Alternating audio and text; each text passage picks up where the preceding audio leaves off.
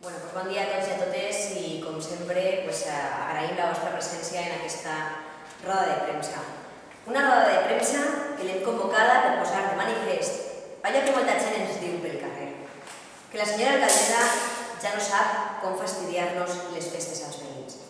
I és que la decisió del govern de la senyora Insa de suspendre els grans concerts musicals de festes i canviar-los per un concurs de discoteca ha suposat una gran decepció per a milers de veïns. Tots esperàvem seguir gaudint en les festes dels millors grups o artistes del moment, com ocorria quan governaven els socialistes, i més quan aquest any se celebren els 150 anys de les festes de moros i cristians. Però gràcies a la gestió del PP d'Ontinyent, aquest estiu haurem d'anar a altres poblacions, com ara Xàtiva, Alzira o Gandia, per tal de presenciar alguna actuació musical de cert nivell. El més trist de tot és que la senyora Nina Insa, en vegada de rebel·lar-se i buscar solucions, es conforma, agatxa el cap i diu que no hi ha diners. I amb això es pensa que està tot solventat. Jo em pregunto què li han fet els ciutadans d'Ontinyent a aquesta dona que sols fa que crear-nos problemes. La pregunta que es fa la gent és: però què s'han fet en els nostres impostos? Se'ls hauran liquidat, se'ls hauran polit en trons i piules, perquè les inversions les ha pagat el govern de Zapatero, com tots sabeu per les vegades que l'alcaldessa ix a anunciar-les.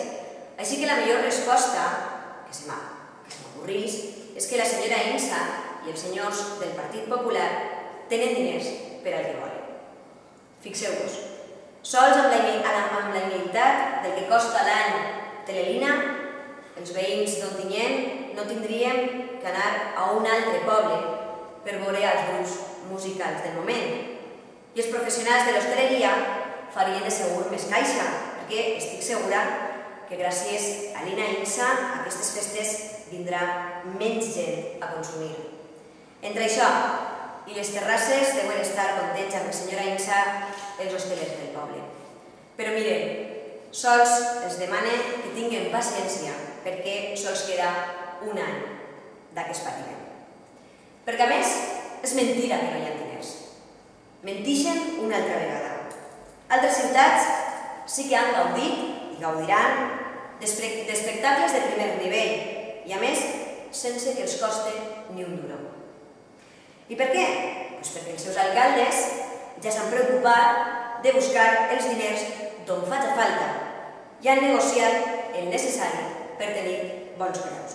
Ontinyent, la seva alcaldessa s'ha conformat en un concurs discotequer i volen fer-nos creure que ningú ajuntament organitzarà un concert. Es veu que aquest estiu ningú grup ni cap artista hagi de girar.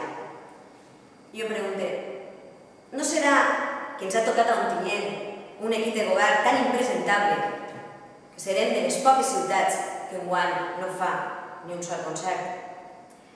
Les dades són ben clares.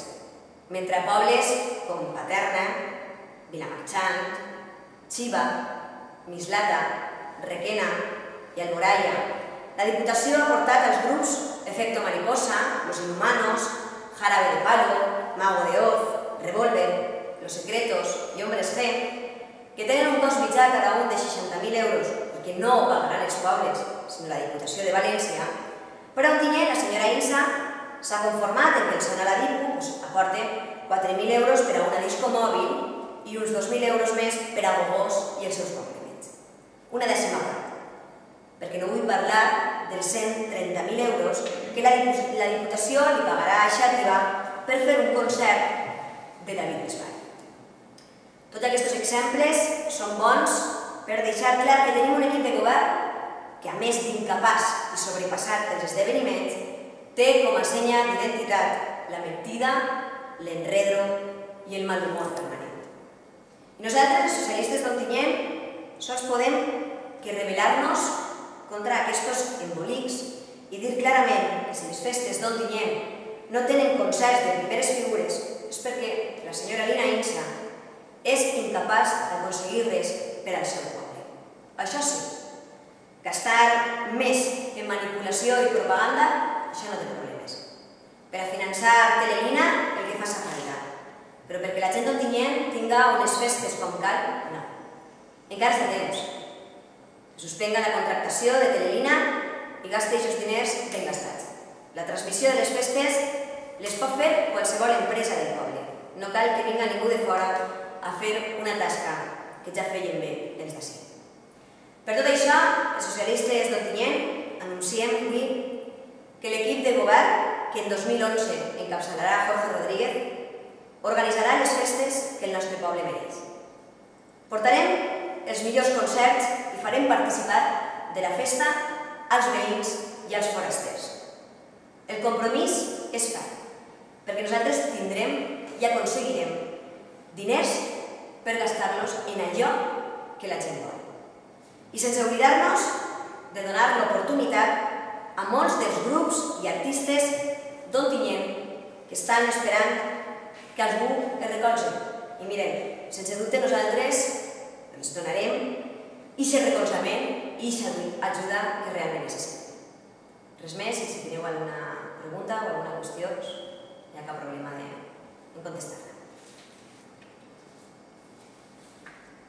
Crec que està més que clar, no?